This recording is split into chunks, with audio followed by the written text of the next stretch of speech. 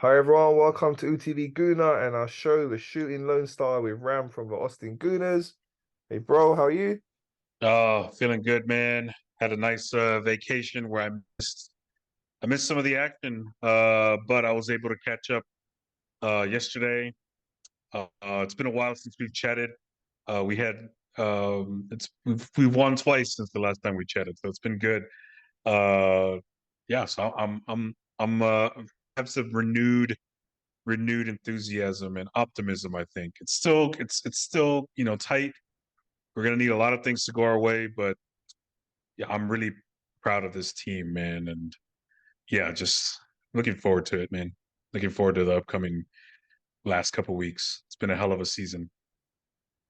Yeah, bro. So we last spoke just before the game against Chelsea and we really needed to bounce back. We know we've gone through a difficult time and we came out and played so well. That first half was amazing. One of our best performances of the season. We really put it on Chelsea. They could barely get out of their half. We scored some great goals. Odegaard really stepped up. Captain banged in two amazing goals in that game. Also, the Newcastle game we'll get onto in a minute. But yeah, what were your thoughts overall on the Chelsea game? Nice You know, comfortable win, 3-1. yeah, man, I was nervous, right? Because again, you just kind of think of narratives in sports, right? Like if there was any game that Chelsea was supposed to like maybe bounce back from, or we've seen it a lot like with Everton past couple years, just or Southampton, just teams have terrible runs of form and then all of a sudden find some special juice when they play Arsenal. Um, but as we saw, as things unfolded, like some of these things just don't hold up, right? The narratives don't hold up, and Chelsea are just absolutely abysmal. It was they were horrible, and 3-1 is not just like when we beat them 1-0 at Stamford Bridge. That was sort of like, wow, it was a dominant 1-0 win. This felt almost like 3-1 didn't do us justice to how dominant we were. I thought the goal that they got was due to our sloppy play, and they just look lazy out there, that Chelsea team. I don't understand, other than, again, narrative and banter, why Frank Lampard starts Pierre-Emerick Aubameyang. Obviously, like, he has a history with us, but he hasn't started since the last time they played us in November. So Chelsea is just a big mess. They looked like it. I mean, even the goal that they scored was what you would call like against the run of play. Like, we dominated. Again, what I've been looking at a lot lately since it became one of my favorite features on FOTMob, you can see what they call a momentum meter, and it just shows like on a bar graph or whatever, or a line graph, just where the momentum was based on who knows what kind of stats, right? But even the goal that they scored against us was like right in the middle of a bunch of momentum that was in our favor. Um, we should have scored five or six. Odegaard, our captain, you know, we needed somebody to step up. I thought like, hey man, we need somebody to come in and raise their level and turn this around because it's been rough. And Odegaard's been the guy to do it. Also, kudos to my man Granit Xhaka. He had two assists and almost basically had the third assist for Gabby Jesus. But he was everywhere on the field. But it just shows how lazy Chelsea was. Um, and it was just an emphatic way of responding. And I think the changes that were made to putting in Jorginho, I thought was excellent. Trossard in for Martinelli, I thought was good. And then Kivior, man, like, I thought that was the perfect game for him to step in and get familiar with the Premier League, right? So yeah, I was really happy with all three substitutions, or at least switches, and substitutions were great. It was just a perfect game for us. We needed that a lot. You know what I'm saying? Yeah, for sure, bro. We came out, we showed that fighting spirit, and we could only take care of ourselves, our games now. We know it's now in City's hands, so just important that we win our games. And I remember speaking to you before that Chelsea game. We were like, yeah, we just got to finish the season strongly now, get to 90 points, see where that takes us. And that was the first step against Chelsea that got our confidence back. And then we took that into the Newcastle game, which was on paper a very hard game. I was looking, none of the other teams around the top of the table were beating them there. So they got a 3-3 draw really early in the season against Man City. They've beaten Man United there. I saw against Tottenham recently, beat them 6-1. So it was a difficult game, and we got memories of last season as well when it was a crucial game for us. We're battling for the top four, and they beat us 2-0 comfortably. And we all remember that Amazon documentary and watching the scenes in the change room afterwards and how disappointed we were and Arteta's reaction. And after the game, I heard Ramsdale's comments talking about how Arteta showed them that. And yeah, you could see we were ready there, up for the battle. They were very physical. Again, we saw what they'd done here at Emirates. Same sort of tactics, really physical of us. But we stood up to it well, fought hard, got our goals. Brilliant goal by Odegaard to open the scoring. Second goal was the own goal, but that was brilliant work by Martinelli to create the chance. But just really proud of the boys to go there and show that fighting spirit. And it just shows we're growing and growing as a team. And Arteta did say before the game as well, last season we were a different team. We're a different team now. We're going to be able to handle this challenge much better. And we showed it. Yeah, I thought, again, I'm referring to and I watched the game in two different times yesterday. First half, you know, during my lunch break, and then second half, when I was able to at the end of the day. Um, but yeah, and I'm also referring to the momentum graph, which is again one of my favorite features now. Um, Newcastle brought it. They are on top of what I would say that they're kind of a dirty team, and they specialize in those dark arts and time wasting and just being super physical. I don't like it to a certain degree, but I understand why they do it. Um, but we were able to play them at their own game and do some of the same things that they did. And the manager for Newcastle mentioned it at the end of the game how he didn't like how we were wasting time and the ball wasn't in play a lot. Um, and I was like, "Hey, man, tough luck. Like that's what you guys did, and it's not so great when it's done back to you." Um, but yeah, I think overall we handled the pressure very well, and I think when we look back at however this season folds out, I think this is going to be one of the games where one of our best performances, I think, of the year, because we were able to withstand that early onslaught. I mean, there was a chance in like the first minute that came off the post, and I was like, "Oh my god, I didn't realize it was that like tight." But anything after that, we handled really really well as a team. Granit Xhaka had an incredible tackle on Joe Willock that should have been a goal. Um, there was a lot of chances where like, oh, they should have scored. It should have been 3-3 at halftime. We had some chances as well that we couldn't put away. Um, but ultimately we we dominated enough to put the score, in our favor 2-0. Um, yeah, and I'm really happy with the performance. It was great uh to see us bounce back again, bounce back against that tough run, beat Chelsea the way we did, and then carry that momentum on to Newcastle, because I think even some of our own fans had circled this date like, man, this is going to be a tough one. And a lot of the podcasts I listen to um said that, hey, this might be a game where we drop points. And a lot of the pundits said the same thing as well. Like we weren't really picked to win this match. And rightfully so. I think Newcastle had a lot of great momentum. I mean, we saw how they dismantled Tottenham. And they've looked great at home. Um, and we just made them look regular, and we took everything that they brought against us, and and stepped out there not only with the win but a clean sheet. Aaron Ramsdale was probably the man of the match for me. A lot of incredible saves. In fact, all this talking got me excited. I'm probably gonna uh watch it again, this time in full, when I eat dinner tonight. But it was a great performance, man, and I'm just really happy how we bounced back. You know what I mean? Yeah, for sure, bro. You mentioned some of the players that are coming to the team the last couple of games. Jorginho, outstanding, got man of the match in the Newcastle game. Really showed his experience. really difficult situation for Thomas Partey because he's played so many games. It's funny, actually, I was speaking to a friend of mine and he was saying to me that normally Thomas Partey gets injured. So he gets that rest then when he's injured, but he's not been so injured so much. So he's getting more time than he's used to being, having played so many games. So you could see he needed a bit of a rest. And Jorginho's come in and made a big difference. Also, you mentioned Kyria, looked really good. First time we've seen him in the Premier League in that game against Chelsea, and then a real test, a physical test playing Newcastle, and he stood up to it really well. Trossard as well. Also another one, Teeny being used more. That Newcastle game coming on earlier when we had to defend.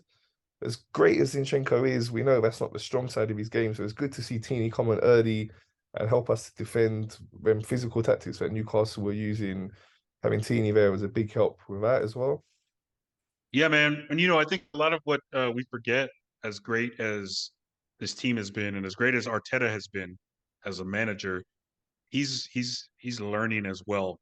And I think, and I hope, and again, I'm no expert, I'm just a fan, right? But what I hope that he's learned from the tough stretch that we had, and then from some of the substitutions that he's made, and how well they've stepped up, is I'm hoping that he decides to make some changes quicker, that could be relative, right? It could be quicker in the season, quicker in a game, but like we can go one by one. Like the Jorginho thing, this is precisely why we got him, right? Why we brought him in January was for situations like this.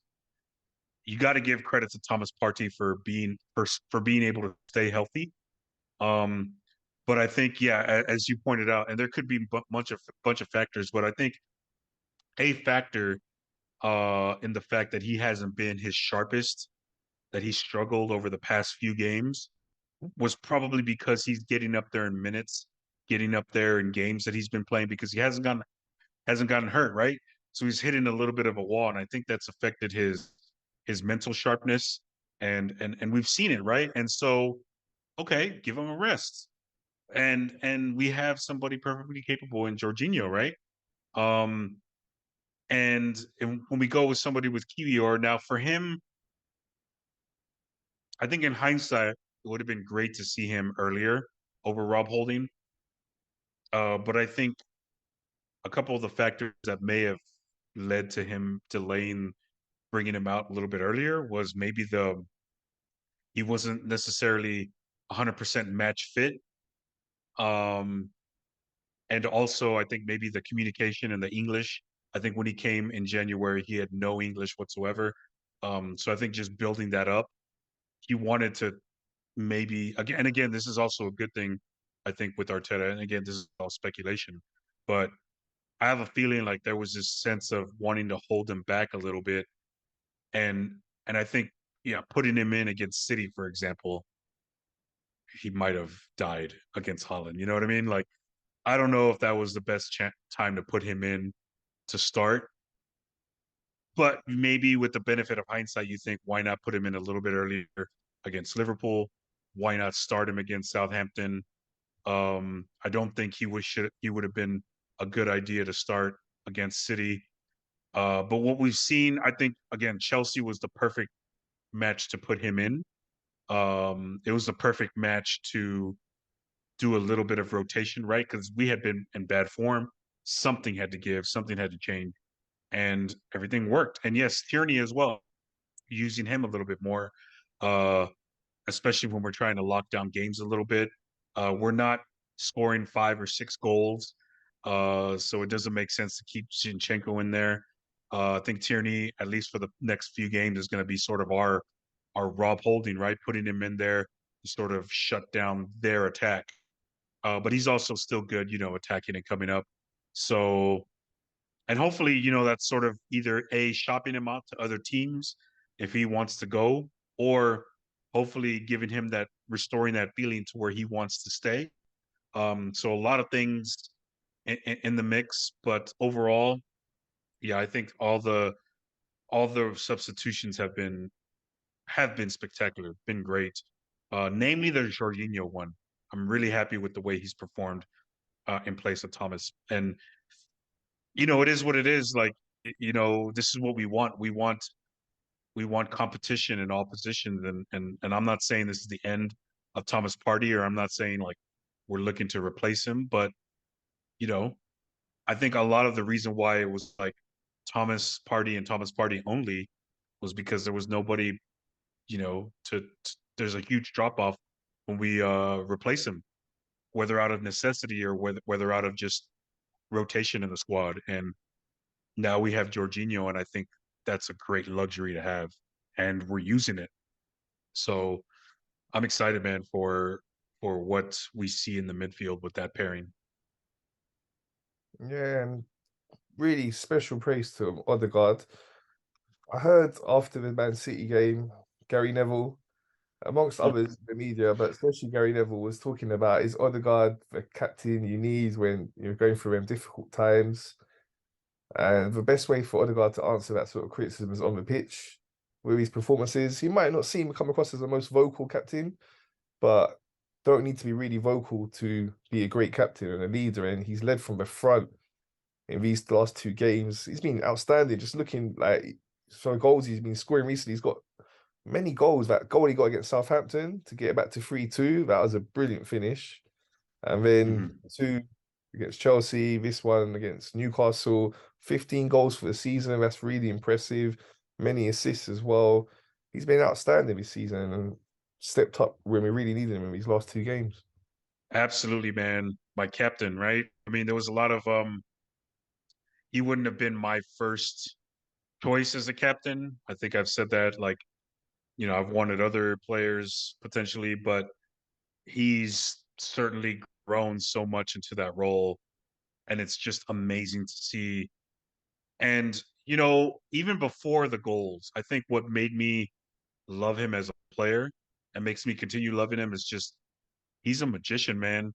I mean, there's so many plays that you can pull up, and 90% of his highlights is just how he navigates in tight spaces and how good he is with the ball. Just he's a magician. I mean, there's no other word to describe him. And now that he's adding goals to his game, it's just incredible. He's gonna become a world class man, and he's really under the radar, I think. As far as like top midfielders in the world. Um, but yeah, man, it's been beautiful to see. And like I said, after that 4 game stretch where we've just been looking dismal, everybody looked bad. Everybody, you can't point out anybody that looked exceptionally well. Maybe Martinelli because he was scoring, or not really anybody. I'll take that back. Nobody was looking good. And in my head, I was like, we just need someone to step up, put in some goals, put in a performance to really lift the level up from everybody. And it's been Martin Odegaard for Chelsea, or against Chelsea and against Newcastle, man. 3 goals in 2 games. And even I'll even give Granit Xhaka like honorable mention, right? He's been all over the place as well, um, doing the little things that he always does. Um, I think everybody's and Kiwi are as well, kind of stepping up. And yeah, I just think it's all coming from our captain, and he's the one that's leading by example and being vocal out there as well. And that's what we need from our skipper, and he's doing what he's supposed to do. So shout out to him, right? Yeah, for sure. And Granit Xhaka, as you mentioned, what a tackle that was. A recovery tackle out of nowhere. You just see him come sliding in. It looked like the player was going to score, but yeah, he was there. Last ditch tackle. Brilliant. All right, bro. So let's talk about Man City then. So we had to win our games, put the pressure on them. We've done that. However, they've managed to scrape for wins. Starting back to since we last spoke, they had that game against Fulham. Tight game, 2-1 away win. On another day, Fulham could get a late equaliser. They did have some chances in that game. Then the West Ham game, all right, it looks comfortable at the end when you see 3-0, but first half was 0-0. Again, it was looking like maybe West Ham could do something, but they came through and got the win. And then on the weekend against Leeds, tight game again. Well, they went 2-0 up. They looked like they were cruising, but then they let Leeds back into it. They missed the penalty. Leeds got a goal back and they looked a bit shaky. But at this point in the season, it's not really about the performances so much. It's about getting the points. We know they're a very experienced team, and they're showing it. They're getting the points with all this pressure on them. They've managed to pick up 3 points in these last 3 games, and they're in pole position now. As we know, they got that 1 point lead, and they've played a game less. So, what's your thoughts on their situation? I know we just were talking off air before we started about them in the Champions League tonight as well. Yeah. Great game that was, watching them against Real Madrid 1-1. Interesting to see what Pep does this weekend. But yeah, what's your thoughts on how they've been going in their recent games and what they have coming up? You know, if they do ultimately win the Premier League, you can't do nothing but just say kudos to them, man. I mean, you have to be perfect to stay with them or ahead of them, and I think somebody pointed out like how one season Liverpool got 99 points and still lost to these fuckers. And sorry for cussing, but man, like It's fine. Jesus, man, like come on, like you have to be perfect. And even when you are, sometimes it's not good enough. And um if you look at their recent form, minus today, I mean, they've gone unbeaten in such a long streak. And if they were to clinch the title, they're going to end the season on like a 15, 16 game on not just unbeaten, but a winning streak in the Premier League. And that's really incredible. And that's hard to keep up with. And anybody who wants to banter Arsenal about doing that, like I'm just going to ask them like, where's your team in the table right now? Because it's just 1 and 2, and then everybody else. Um, but at the same time, it's not over. They can still drop points, and there's a lot of tight games. And we all know what they want. They want Champions League. So yes, it's going to be interesting to see how I got the result that I wanted to see out of today's match against Real Madrid. 1-1. That means nothing's decided. Um, so that means they have to go into the next match and bring in their full arsenal and do everything they have to do to win the game. Um, so that means they're gonna have to like make some decisions, and so hopefully that means some drop points. They have to drop 5 points in the next 4 games for us to have a chance, right? And we have to win all our games. But we got to start with this first game against Everton. And Everton looked good against Brighton. I had that game in the sideline as I was working, and hopefully they can carry that momentum and take at least 2 points off of these guys and draw against them. Be nice if they can win. Goodison Park is going to be rocking. Uh, and hopefully City makes some calculations and rests some players, and hopefully it makes them weaker against a team that really, really is desperate to stay up. Um, but yeah, I'm just gonna say like it's still not over. But if City end up doing it, all you can do is just take your hats off to them because what they've done is incredible, and it's hard to keep up with them. But everybody else has to probably give us some props as well because we're the only ones keeping up with them this year. And um, for a long time we were in the lead, but as you know, we have to be perfect, and we haven't been. Um, so yeah, I mean, and on top of that, there's not even going to bring up any of the off the pitch stuff like the cheating and this and that, financial fair play or anything like that. Like it is what it is, and right now they're ahead in the table, and we need them to drop points. But I'm really proud of this team for sticking with them. And I don't know, man. I'm gonna be the biggest Everton supporter this Sunday, right before our match against Brighton. I'll Yeah, say that bro. much. Yeah, bro. Me too. As you were saying, the result today against Real Madrid, perfect because they've got that second leg now. Nothing's decided. They've not gone in with a decisive lead going into that game. So, as you're saying as well, we know that is their priority, the Champions League. Also, probably Pep's looking at it thinking they could maybe afford to drop some points in the Everton game because then there's only 3 games to go. Even if they lost that, there's only 3 games to go. They can concentrate on winning them last 3 games. They're not going to go into it thinking about losing, but if they had to take a risk, but look at it, they've got this 5 point leeway because their goal difference is so good. So I can see him making changes for that Everton game. However, just looking today at the game, they made no substitutes. They got a load of fresh players on that bench of theirs, and we know how strong that squad is. Foden, Mahrez. It's just such a long list. Alvarez, so many great players we have. So even if they do make changes, do rest for likes of Haaland, they've still got a very strong team. But Everton are still fighting really hard. They have this great win against Brighton, but they're still only just one place above the relegation zone. They're in that relegation battle at Goodison. They are difficult to beat, and let's hope they can go and put a good performance like they did against us when we played them earlier this season.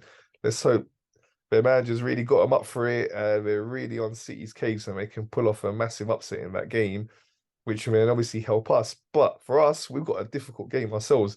Brighton having just lost as well, 5-1, and getting embarrassed in their home ground like that.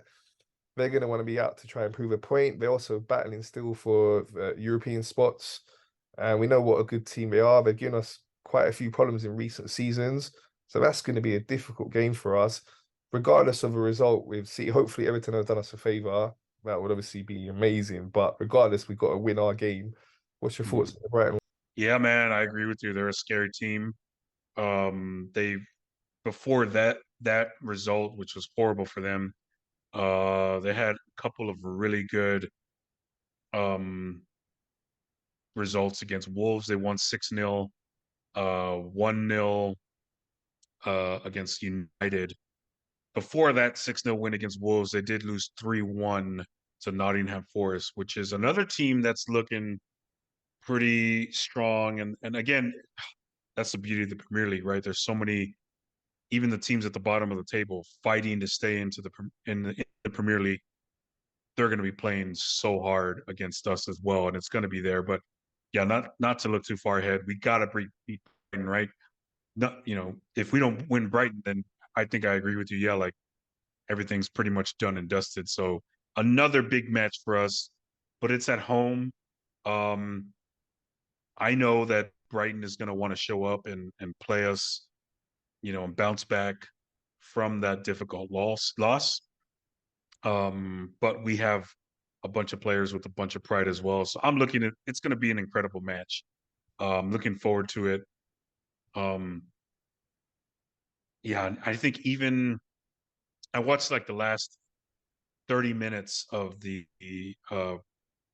Brighton and United match, and Brighton were just much better team. And I don't know if that has anything to do with United just kind of not being up to par as the season is ending, but my God, and Brighton is dangerous, and they have shooters everywhere on the pitch. Their defenders can shoot. Their wingers can, if the midfielders from out wide can shoot. Matoma almost scored on De Gea from outside the box, kind of like what Odegaard does. It's just they're a scary team, man. Um, so I think if we can beat them, it's going to be a high scoring match. I'm thinking another 3-2 result in our favor. Okay, yeah, we got some great players. It's gonna be interesting to see their midfielder who is strongly linked to us. Caicedo, yeah. Yeah, it's gonna be interesting to see how he performs because he was really strongly linked to us and still is being linked to us. They just want so much money for him. I don't know. Obviously, we'll get into the transfer window in the summer, but yeah, they got some really outstanding players, and it's a shock to see them lose like that. I don't know what happened with them, but yeah, as I said, in recent seasons they've given us a really hard time, so it's gonna be a hard one. Okay, so yeah, beforehand it is Everton versus Man City. What's your prediction on that one? Uh, this is more predicting out of hope, more so than like with my brain. Um, but I'm gonna pick an Everton upset victory 2-1. I think City, yeah, they're gonna rest Haaland, they're gonna rest a bunch of people. Um, and I think Everton are just going to maybe have the game of their lives. And I think winning and getting 3 points, I don't think it puts them in the safe zone, but it's not going to hurt them. So considering everybody else's form and who we also have left to play and who everybody else has left to play, so yeah, I'm going to say 2-1 Everton. Come on, you Toffees. That would be amazing. Come on, Everton, do us this huge favor. Please, Rose, come on. Yeah, bro. So, just as before we finish the show, get some predictions for you, some of the key games coming up this weekend. So it's still very tight in the relegation battle, and that top four battle is still ongoing. We saw on the weekend that we beat Newcastle and Man United lost to West Ham, so that's opened the door still for some of the teams that are chasing the top four. So, first prediction: Leeds United versus Newcastle. I'm gonna pick. I think Newcastle. Oh, yeah, Leeds is done. I think Newcastle bounce back from a disappointing loss and win 3-1. Okay, and Aston Villa versus Tottenham. I think Tottenham. I think Villa comes out and gets the victory. I'm gonna say 2-1. Okay, and then for the relegation battle, I think Chelsea are safe now. Yeah, yeah. After that, they win against Bournemouth. They finally won a game. Frank Lampard finally won a game, but they have got, First game. yeah, they've got Nottingham Forest, who are still battling relegation.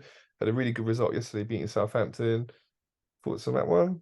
Uh, I think that's gonna end up being a draw, although it is at home for Chelsea. But Nottingham Forest looks scary in the past like 3 or 4 games. They're getting into some solid form. They really want to stay in the Premier League. Um, but I think it's Stamford Bridge. I'm gonna say it's gonna be a draw. I'm gonna say it's gonna be a high scoring 2-2 draw. Okay, Crystal Palace versus Bournemouth. Mm. I'm gonna say that's gonna be a 1-0 to Palace. Not exciting at all. Okay, Man United versus Wolverhampton. Uh Boy, both of those teams are just disappointing. But Wolverhampton, the Wolves suck. They just look bad. I think United wins that one 1-0 as well. Another boring one. Two uninspiring teams. Okay, it seems like I'm running through every fixture with you, right? Because Yeah, all of them have got something quite meaningful, you know. So, yeah. so there's another one on the Saturday: Southampton versus Fulham. I'm gonna say Fulham wins. I think Fulham is already on the beach. I don't think they have anything really to play for. But Southampton, that was a crushing defeat, and yeah, I think they're done. So I think Fulham wins like 2-0. Okay, there's a London derby between Brentford and West Ham. I think West Ham are safe now, but still, prediction of that one. May as well do them all now, as we've got done so many. I think West Ham is going to bounce back and try and get completely out of the relegation battle. I say West Ham win 2-1.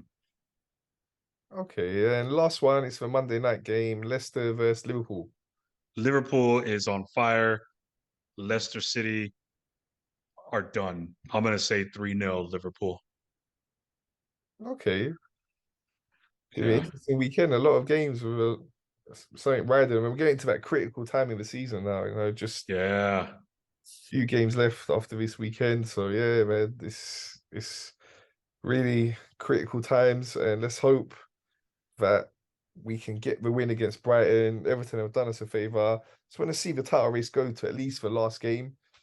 It'll be nice and exciting for us if it goes to the last game. And City's last game is tricky. Brentford away will not be easy. They beat them. Brentford did beat them at the Etihad early in the season. Ivan Toney got them 2 goals. And our game is at home to Wolves. So if it goes to that last game and let's say City need to point even, there is a chance Brentford, good chance Brentford could beat them, you know. So yeah, bro, I know I'm thinking far ahead. Gotta have that hope, man. Keeping that hope. Come on, somewhere along the line, City have to drop points. They have to. They But have to, I bro. say that, but we know just how strong they are. They've done it before where they just win like 15, 20 games in a row. So, you know, credit, as you said, credit to them. If they can do that, credit to them. We've done our best, we've pushed them, and our young team's just getting better and better.